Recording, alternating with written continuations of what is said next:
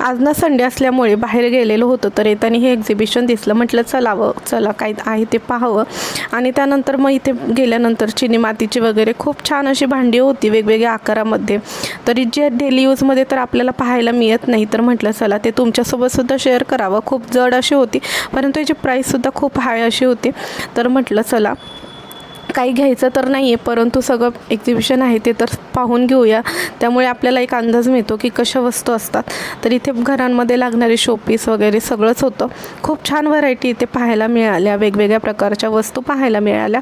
आणि त्यानंतर खायचे वगैरे सुद्धा स्टॉल होते, साड्यांचे स्टॉल होते. तर मी साड्यांच्या स्टॉलमध्ये गेले आणि ही बनारसी साड्यांचं स्टॉल होतं.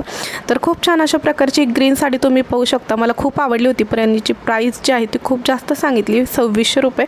तर ती मला काय पटली नाही, त्यामुळे मी साडी जी आहे ती घेतली नाही. परंतु खूप छान लुक येत होता. तर आजचा दिवस असा होता. तर कसं वाटलं व्लॉग नक्की